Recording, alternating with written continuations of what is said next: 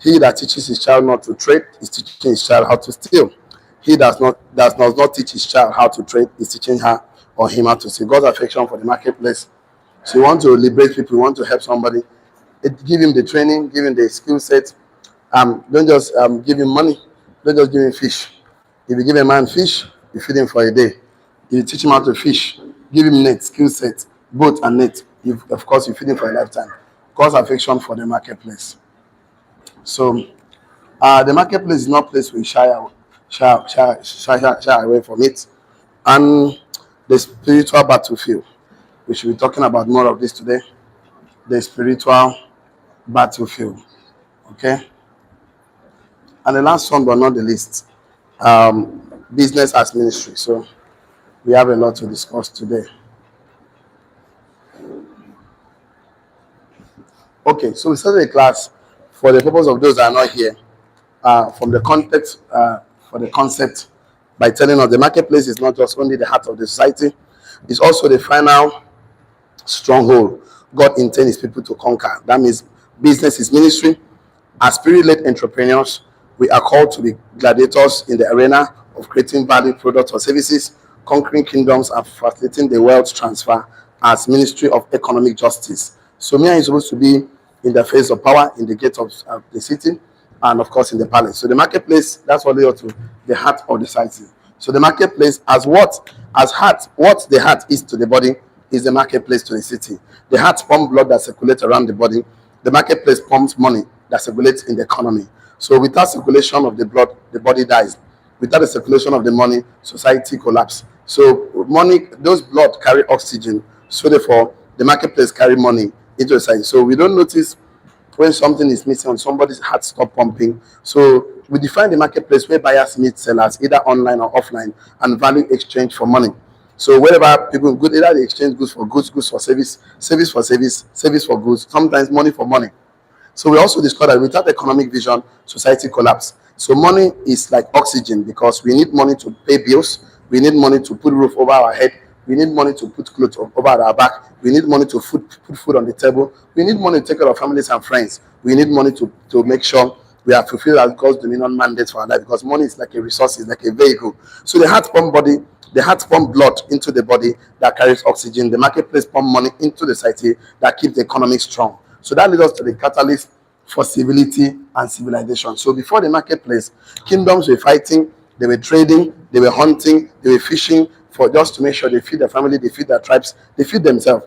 So if I notice that you have a farmland with so many cattle and good crops, and so I'll gather my army, my military men, my men, I will come over you to fight you as a king, so I can kill the king, then hold the captives of the people. That means I hold people. So if I know you have value, I come fighting, I come stealing, I come so. But now what happened was that's before the trade.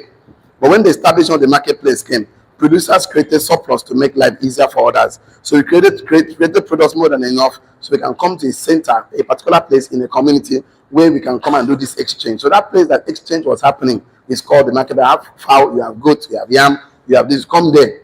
In every community, we have what they call marketplace, where people meet, where we do the exchange. But now we have taken it online. So this marketplace leads to urbanization. People start living around the particular center in the city where they can come closer. The roads were created, infrastructures were made, ports were made, vehicles for transporting these goods. So cultural exchange and peace was established. So, and instead of fighting people for their resources, we could simply come to the marketplace to trade, to exchange it, to, of course, for any value that we need. So the origin of the city was created because of the place of trading. The marketplace converted the immorality of killing people, of course, and making them empower us to be economically sound, to exchange it for money and to exchange for that thing. So that led us to the marketplace and poverty alleviation. We also discussed that it is trade and not aid that is the answer to poverty. So you want somebody to be out of perpetual poverty, you never experience lack again. Teach him how to trade. Teach him how to communicate, teach him how to negotiate, teach him how to exchange, teach him how to sell. Selling skill is one of the biggest entrepreneurial skill in the world. Because every entrepreneur is selling something. Dangote is selling something. Cement, sugar, flour is now selling refined products from the refinery he's created.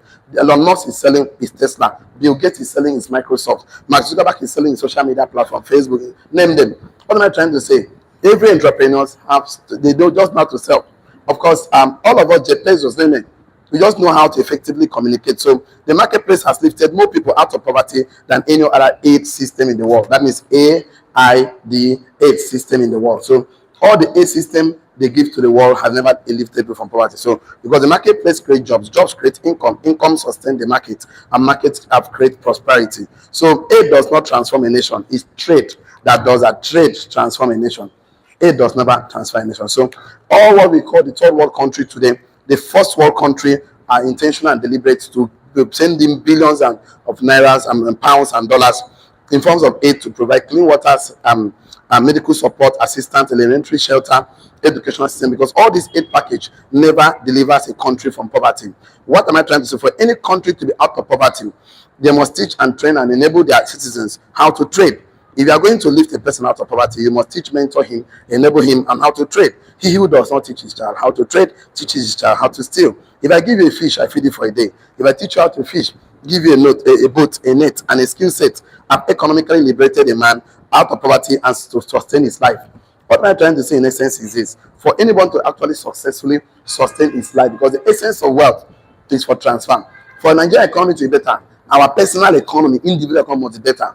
We should find a way to learn how to make money work for us. Leverage. So that leads to God's affection for the marketplace. So God is so much interested in the marketplace than every other time in the history of mankind, because he actually valued entrepreneurs, producers, and creators. That's why when even he himself, he actually born in the house of an entrepreneur called Mr. Joseph the Carpenter. The carpenter, those days, carpentry touches every industry, even as of today. The house we are living today, you can check around, you see the roof is because of the carpentry. The wheels are going to farm, the boats, they need the carpentry. Every part of the industry, farming tools, and all of that. So just Jesus Christ grew in a family where you observe business transaction going on, a business environment where you actually see, of course, his father, that he grew up with, that God put him as a guardian, doing transaction. And even him, when he wanted to start his ministry, he didn't go to the synagogue or temple to recruit disciples. He went to the marketplace. He looked for men like fishermen like Peter, Andrew, James, and John, financial guys like Matthew, the tax collector. He actually recruited me who have at the marketplace a philosophy, discipline, and ethics. Men that could control resources, men that could put systems and structures, men that understood the game of money, men that understood how things work, men that studied the process of things, not just the result, the sequential arrangement of activities of events that will produce desired outcomes. So the Bible was never written in those days for employees, because those days, something happened those days. Before the Greek Empire came about, they brought in what they call it, democracy, the democratic government. Those days, either you are either you are farming, you are hunting, you are fishing. The only people that were actually employed were the armies and the slaves, but definitely everybody that God used were never the slaves guys. We men like, of course, Abraham, Isaac, and everybody control resources. So the Bible was written in entrepreneurial times for entrepreneurial minds. Most people were self-employed, building family businesses, and they were actually exchanging value. So God had deposited something in me and you, not just that we are born naked. We are not born empty. God able to give things, there's talent. So your job, my job, is to discover myself, develop myself, and deploy myself into the marketplace. So God value entrepreneurs who take risks to build value system that can serve the need of other people. So you cannot just go and say myself, my I. No, the ancient infrastructures of the entire infrastructure of the ancient world rely heavily on the trade and the craft of the carpentry guys, the carpentry industry, the boats for fishing, the tools for farming, and houses, the woods were needed for construction of houses. So church guys go in the family and business environment where customers and clients will make deals with his father, who was his guardian, Joseph, and transaction was going on because that's how things worked. So he saw clients and customers satisfied, of course, and we discussed so much to the point we went to start talk about professional platforms and prophetic purpose. So God used professional platforms for prophetic purpose. So often than not, we see Joseph in Egypt, we see Moses in Egypt, we see Esther in Persia, Nehemiah in Persia, Daniel in Babylon, and all of that. So we started to talk about the main cocoa of the business and the marketplace as a spiritual battlefield. That's where we stopped yesterday. So we have to start from there and do some justice this morning. So we started telling us that whoever controls the marketplace controls the city. And for you to control the marketplace, there are two major aspects of marketplace. One is the gate, the other one is the palace. So, and the gates give you access, tenor access. The palace give you control, tenor control. So Satan seeks to control the marketplace because it gives him control over the society. So we cannot just sit down on the fence. We must make up our mind to go into the field. We must make up our mind to go into society. Not just going there to go and ask like a slave, like a subject. Please, sir, I'm not good for anything. Just I'm done with school. This is my certificate. This is my letter. I humbly apply to become a employee. Please, sir, no. That will make you to become subject. But in a man's world, you only have two categories of people in a man's world: the king and the subject, the king and the slave. So you want make up your mind to go to a marketplace. Make up your mind to become the king. Make up your mind to go to a market to be in charge. Tell you, I'm in charge. Touch yourself, say I'm a success. Touch yourself, say I'm a millionaire. So for you to be a millionaire, then your philosophy must change. The perspective of life must change. You stop seeing things the way you normally see things, because you cannot carry a tenant mindset into a landlord opportunity. So tenant is looking for a way to save money every year to pay the rent, while landlord is looking for to collect. And it takes the strong to take from the weak. Tell you, I am strong. It takes the lion heart to ask for a lion's share. So you must go with a philosophy to as the head and never the tail, to be above and never beneath. And for you to go there, there's some information that you need to have that will empower you. So therefore, the marketplace is both a mission field and a battlefield. So write it down your notes, very important. Let's start from here. Write it, very important. Satan seeks to control the marketplace because he gives control of society. That's why we don't have to sit on the fence. Satan seeks to control the marketplace. The kingdom of darkness, the enemy, they seek to control the marketplace because he gives control of society. Satan seeks to control the marketplace because he gives control to society. So we've done justice from here to here. So I need to clean this so I can write some things today. Because we are here to write and learn, because learning is a royal habit and it takes a king to study.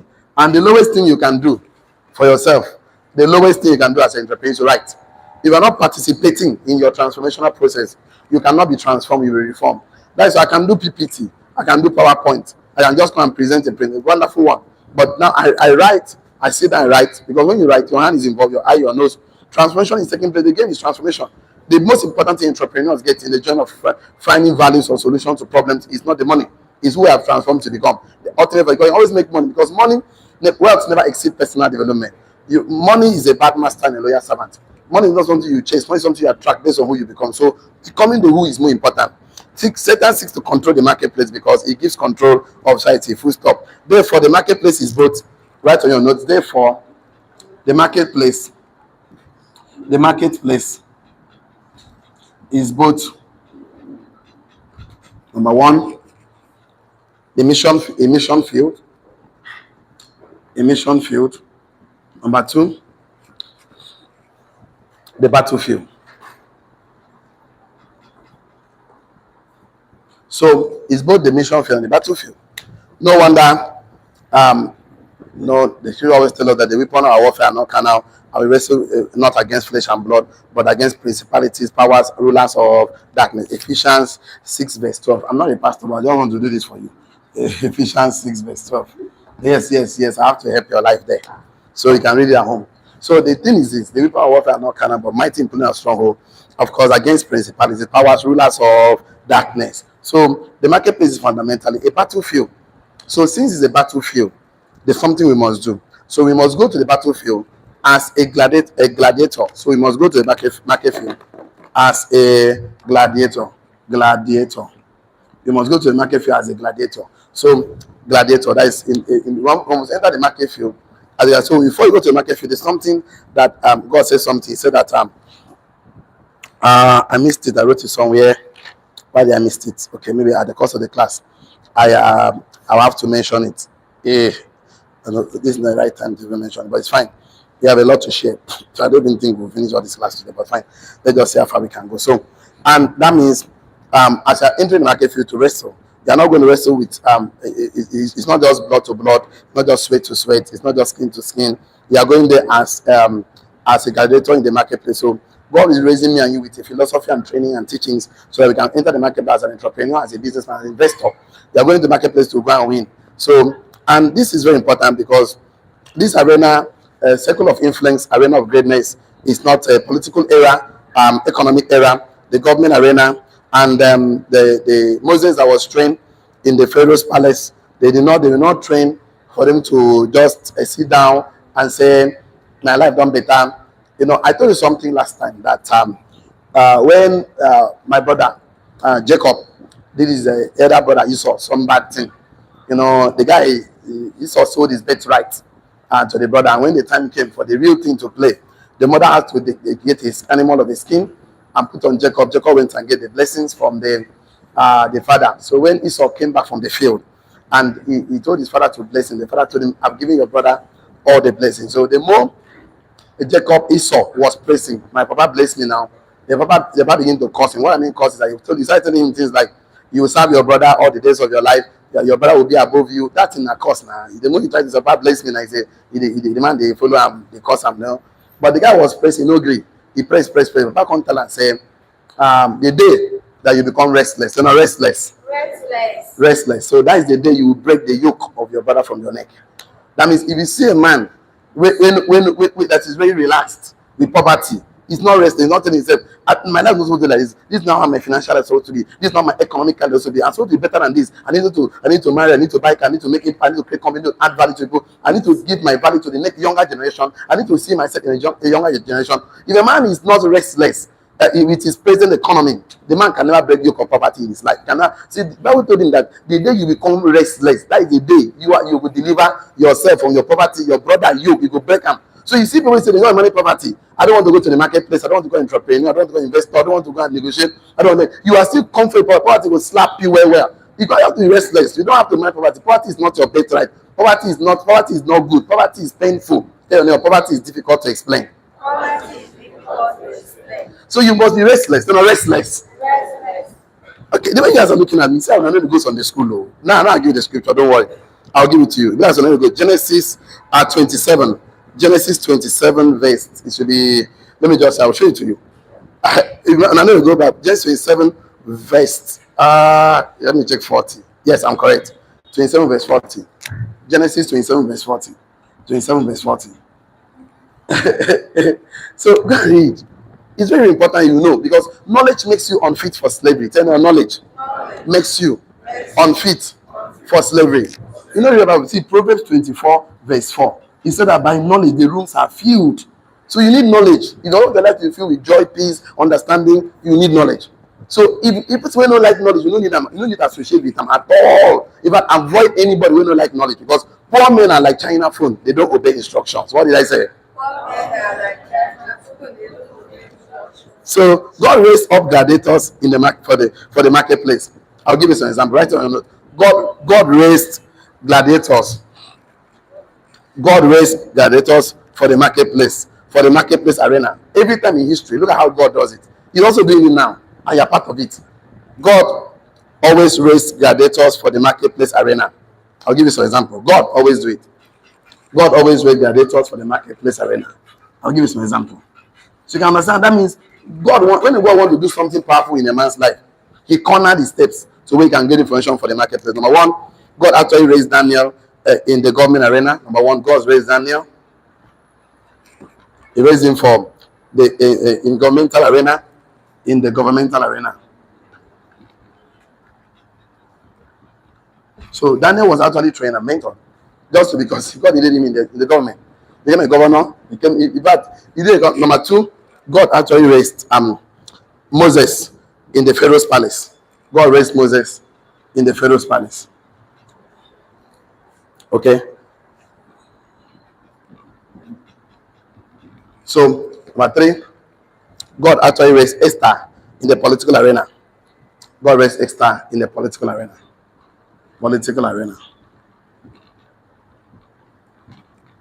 So number four, God raised Jesus Christ in the economic arena. He was actually raised in the economic arena. So you actually observe how things work. So because a good man leaves inheritance to his children. Nothing changes in society until the right person have the resources to do the right things. Nothing.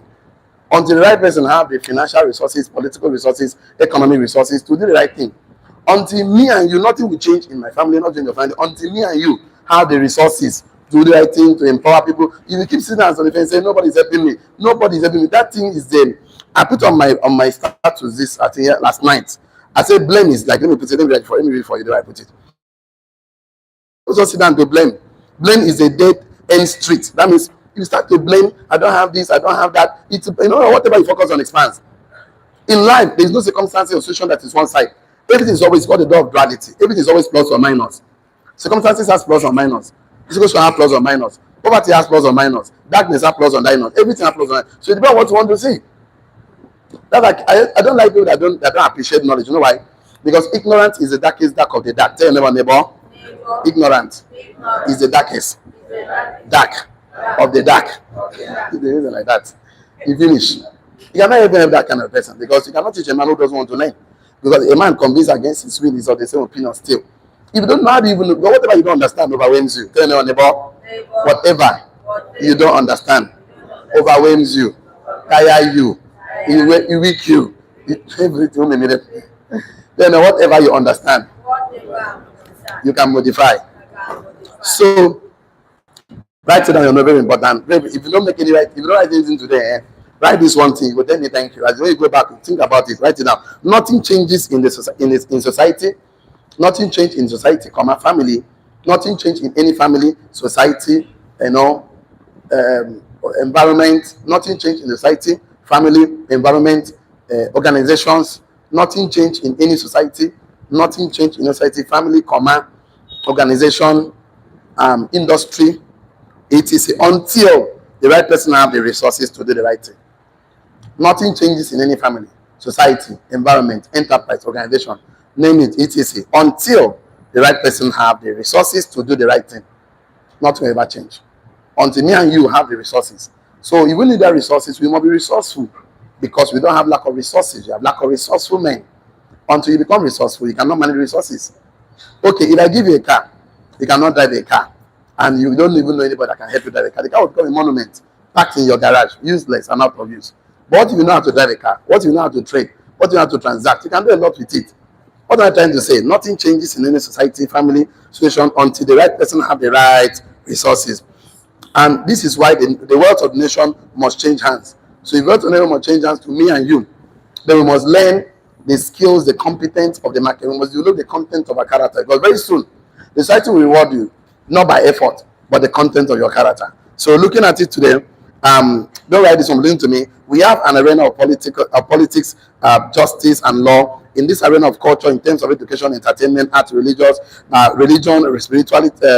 spirituality, moral compass, philosophies. There is no spiritual warfare taking place until God has a gladiator who will enter the arena. Someone of courage, conviction, character, anointed to go into the political arena, economic arena, culture arena, as God's gladiators, as God representatives to defeat the principalities and powers.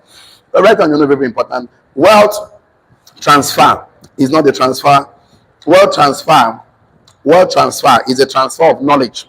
Wealth transfer is a transfer of knowledge, ethics, discipline. Wealth transfer is a transfer of knowledge, ethics, discipline, process. Wealth transfer is a transfer of knowledge.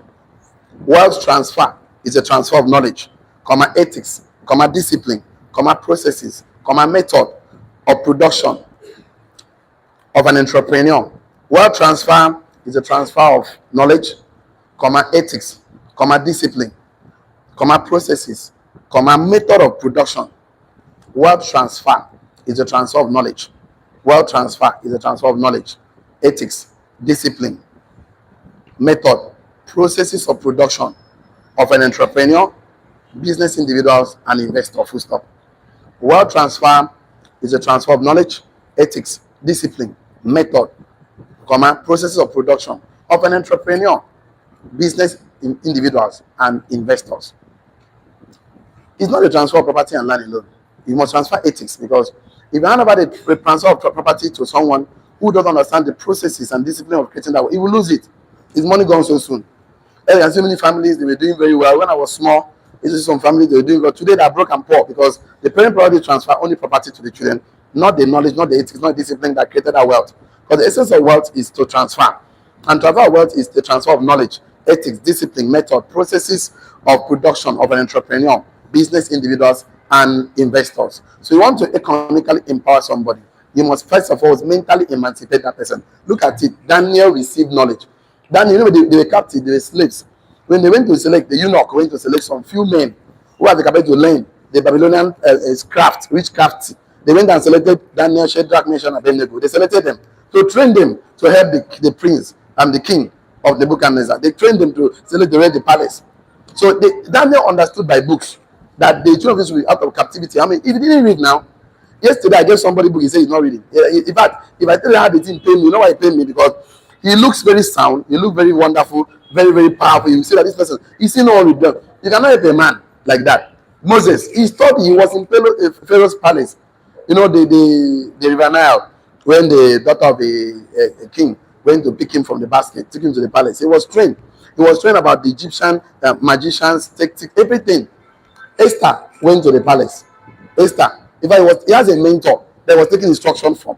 I keep telling you, mentorship is the legal shortcut to success. He that stands on the shoulder of mentor will suffer. Christ, of course, Jesus Christ. Let me put the Christ for you so you understand. Let me not write only Jesus. Let me put Christ for you. At a church, he was found in the temple, studying, reading, learning. He was learning. He was learning. So you want to actually help a man, give him some information. Anybody that rejects not, I've been telling you, Proverbs, of course, Proverbs what again? 18 verse 20 says, he that walk with the wise will be what? Companion of fools will be what? Destroy. You want to destroy a man, let him walk with a foolish man. Companion. Not that you're a foolish man, no. You are not foolish, but walking with a foolish man, now you go destroy. That is, how will you ever walk with a foolish man? Question. Who is a foolish man? The same Bible tells us now. Proverbs 1:22. See, says, fools hate knowledge. Fools do what? Hate knowledge. They hate it. They hate. How do you know say they hate knowledge? By the time you talk about Chelsea, mind you, politics, things that will not give them, empower them economically, they will sit down there. Tell them how with they drink, with they smoke, with they do ginger, they will sit down there. Tell them how to make money, leverage, impact people, save, so they will stand up, they will come out. They don't like them. They just want things that doesn't empower them. So they don't think that doesn't add value to them. Anything that add value to them, they reject it. They don't want it. They keep forming busy. I don't have time. This January, they have all the time in the world. But I see broke. You want to tell them about something. They took them 10 years to be poor. But they want to divide them from poverty in a day. How possible it is? Maybe 10 years, person carry day poor, come rich now. Why one more would divide? Now one day carry day poor. No, help you come over. You say no. That's why you can. These days I just allow people to be managed. See, some people deserve poverty. Some poverty, they deserve it. Now, I used to pray, God, and even God himself didn't don't tire. God said that Hosea 4 verse 6 said that my people perish for lack of knowledge. He said because they rejected knowledge. Me, God, I don't reject them. God rejects something, go carry them. Now what for you, brother? No carry. Tell them no carry. I don't carry. That, tell you, return it back. Tell them return it back. Return it back. So the thing is this.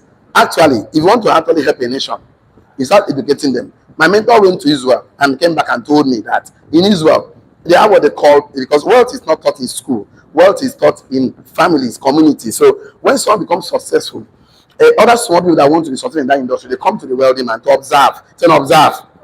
Because we are social creatures, we learn faster by observation. So observe how he does things, how he takes decisions, how he does it. Okay, if you carry a poor man picking from the village with a mud house at a 1 year old or 2 years, take him to Dangote family, and carry Dangote picking, for example, take him to the poor man's family and keep him. They both never knew that biologically this way, know their parents.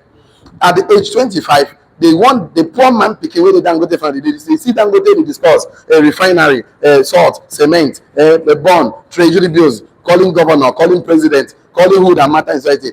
You must have observed wealthy principles.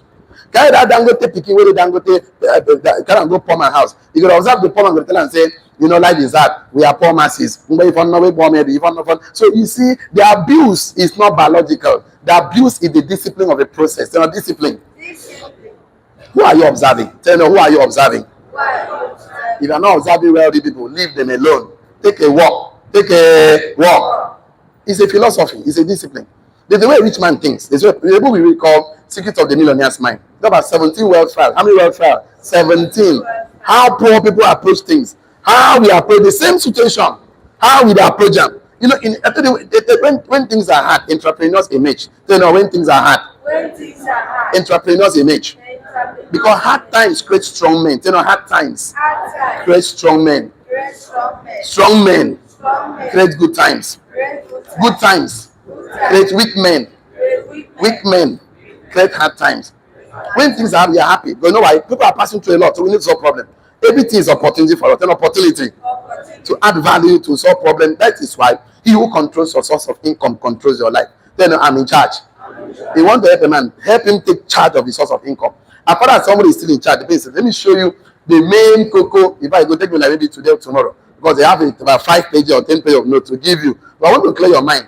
that business is ministry. What I would define ministry to you towards the end of the class. That ministry is a place of service, ministry is a place of contribution. I think through dictionary, everything, Greek, every job I mean. Ministry is a place of serving. So it's not just when you go to church and you just serve what they call I don't know how to say it, religious activities. That means you're actually ministry, sweeping the floor, children department. That is not the only thing. Apart of that thing is giving glory to God and serve to humanity. You're in ministry. So I'm in ministry.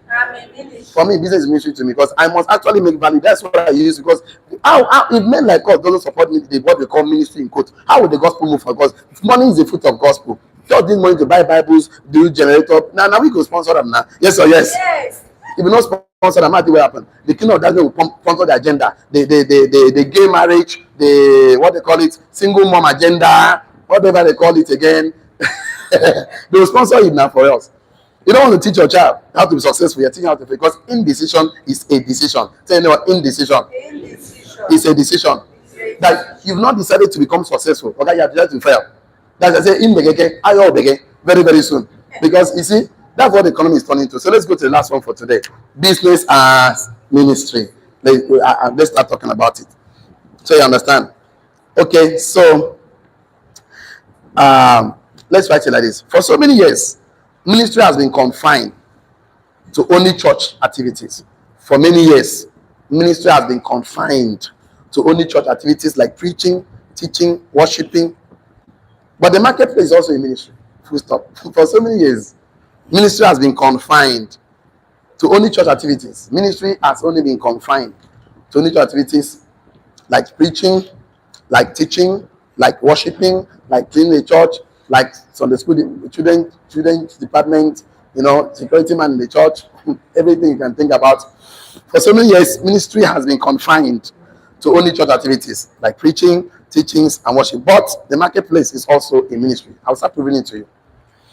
But the marketplace is also a ministry. So, when the marketplace to make impact, we are not shying away from this thing. Everybody must appreciate entrepreneurship, not just confining us to church activities. Church activity is good, but fine and good, that is not the only ministry on earth. We also see this ministry as a means. I told you, when I used to when I was a youth president in my church, Redeemed Christian Church of Bokiti Junction, Church House Parish. Every Wednesday we print tracts. I go to Brother Bile's Akani's program, Peace House, and buy tracts in Enugu, close to Unique, Akunanum, something like that. So I've forgotten those areas. So I used to buy tracts. We go to do evangelism, right? Becoming a businessman, entrepreneur, owning businesses. I have actually saved most souls. I've actually preached to many people, and people accepted Christ more than when I was even on the street. People meet me as a business entrepreneur. You don't know, now I do business immediately. But now I don't work out with you 1 month, 2 months. Your life is not going well. I give you instruction, you don't follow. And poverty, they follow you well. But there's a guy, come, hold on first. Have you accepted Christ as your personal Lord? And say, you say no. I say, well, close your eyes. Let's start this thing from there. Yes or yes? Say after me right now, Lord Jesus, come into my life. That's what happened. I can go to any church, worship, and that's not my problem. But those who don't believe in church, what am I trying to say? You make more impact. You influence more. You lead more better when you're a successful entrepreneur. Because I'm telling you the truth. And it will become more work easy for you. That time we used to, not talk, I'll continue this one. Listen, I'll meet you again. Let's try this one now. Right now, number one thing I want to establish this morning as business ministry before we move to other discussion is that number one, let me clean it. You know me, I like to write. When somebody we don't like knowledge, we don't like instruction, when they behave like a goat, they pain me. Because I don't even know when you won't go for this, you face challenges. You want me keke man, challenge is there. Bike man, challenge is there. Carpenter, challenge is there. Tailoring, anything you want to do. You want marry yourself, challenge is there. So why the thing is the business hard? This issue of pass. But it's the only thing you can transfer to your next of kin. Okay, if I employ you as my staff, can you transfer your certificate to your next of kin? You know what I'm saying? Can your child inherit your certificate? Okay, what if you own a business like hotel, business, company, with a producer? Can your child inherit that business? You don't need certificate to own a business. But you need certificate to work for someone that owns a business. Yes or yes? Yes. So why can't they give you the knowledge? Why are you rejecting it? When this one now you've been in charge to pay good salary. Last month, I just check how much I pay my staff salary. The money is paying to you. It's getting more than $1 million, more than because every time I pay people, I like it when I give you money. He give me the power. Then I have the power. With this man furniture. Odemeje, no, that one. I got the power. Odemeje. You know what I mean? Odemeje, the first time. I know the man just furniture. I used to go to that area to buy chemicals. He goes to the same market. I know Odemeje. Whether they carry person like wrestling, you know that carry person like wrestling. They go through you. No wahala. You go see me and we got the power. So you have the power, and I have the power. I have the power. In establish few things as a client in this. Number one, business is a credible form of kingdom ministry. Business is a credible form of kingdom ministry. Number two, I'll give you all the notes by tomorrow, but let me just establish this fact. Believers in business are not less spiritual. Believers in business are not less spiritual. Believers in business are not less spiritual. So, trying to make us feel that we went to business that we are not. No, I don't understand. We even do more exploits that we're in power than even when we are not in power. We do more exploits that we're in palace, that we control the assets of the economy. I'll tie up the knot by tomorrow. The lie of the enemy is that ministry is only church activities. That's the lie. The lie of the enemy. The lie of the enemy is that. The lie of the enemy is that ministry is only church activity. Ministry is only church activity. That's the lie. Activities. No way, I'll tie up the knot. Don't need to argue. Just follow me. I'll tie up the knot for you. When I tie, you don't need to agree with me. Just go think and pray, and then God will reveal to you that that you ever your mind to become a businessman, entrepreneur. You are doing a very just thing. Yeah, in fact, even God said, "He told you, I do my father's business when he's dead, because night cometh when no man can walk. I can do my father's business." Even God said, "He's businessman. How can he come to die for you?" I said, "Like, you cannot go to the kingdom." He said, "Come unto me, all you that labor heavy, and I will give you rest." Come. Now, picking with the rest and now you go carry up. Yes or yes? No rest and now nobody will carry up. Then that's the thing now. Number 4. I should stop somewhere here. So I will not go too much. My time has spent. The truth is that business is a platform for kingdom influence, prosperity, and transformation. That's the truth. The truth is that, let me use another marker. Is that business is a platform. Is that business is a platform. Okay? For kingdom influence, prosperity and transformation. Prosperity and transformation. So, that's the truth. So, business that has to be empowering somebody. Some people are so confused that they don't know why they are on earth. But I've been going to church. No church will sit and say, "What's the purpose?" They don't know their calling. They think the calling is only activity. No. Some people are not called to pulpit. Most of us, like me, they try to I know they pulpit. If I did pulpit, I know if function, because some people they tire me. How can you accept Christ on Sunday and on Tuesday you are going back to that thing where they do? Because they pay me now, so make me know nowadays why they is a day something. Yes or yes? Yes. I know they like they pay me. It's get me offended. So I don't want to be offended, because when you offense, when you pick offense, because I tell you what happened to you, it stand out, it's offense. Once you take it inside, it becomes bitterness. It's not bitterness. Bitterness is punishing yourself for someone else to pay. And there's one bad thing about bitterness. Bitterness will make you find fault where there is no fault. Bitterness will make you read meaning to things that don't have meaning. Bitterness will make you see. Bitterness will make your heart not to have peace. And anything that costs your peace of mind is too expensive. That means if they keep peace and keep anything in this life, please choose peace. Because you have everything in life and lose your peace. You don't get joy now. So just like I told you, leadership is about character and influence, character and productivity, character and competence. So, but if you keep character and keep competence, please choose. You must choose, each one choose both, but you must choose one. Choose character, because with character you can even learn. So what I'm trying to say, business. The truth is that business is a platform for influence, prosperity, and transformation. In fact, we will do more when we are in a place of power. We will do more when we have money. But when you don't have money, you become a beggar. You become a slave. And I tell you, if you don't talk to make money, talk to beg for money. Talk now, talk. You must talk. Then I must talk. I must talk. Anyway, I have a lot of notes. I have a lot of notes. I tell you, I have notes. So don't worry. I don't even know. The plenty. Let's leave it for tomorrow. So not tomorrow. I thought I would be able to tie up this knot. So owning a business is a means of creating, connecting, and contributing to improve the life of others to the glory of God. As a ministry, not just secular. Business is not just secular. We are so intentional. Because we leave away all the fashion industry, leave out the tailoring industry, leave the, of course, the production industry, leave the banking industry, leave everything for what we call unbeliever. My brother, they will show us pay, because we and you cannot be shy. We must prepare our children to also be in charge of power, to be in charge of a circle of influence, and of course in the boardroom where decisions of the economy is decided. So it is a higher level of hypocrisy to think that just going to church activities is the only spiritual or ministry you have on earth. No, it's because let me not go there. I don't know. So today, let's see me just stop there for today. Online community, don't get involved in a business without a mentor, because mentorship is the legal shortcut to success. He that stands on the shoulder of mentors will see far. And see you at the top. God bless you. Have a wonderful day. Shalom. That's the best we can take.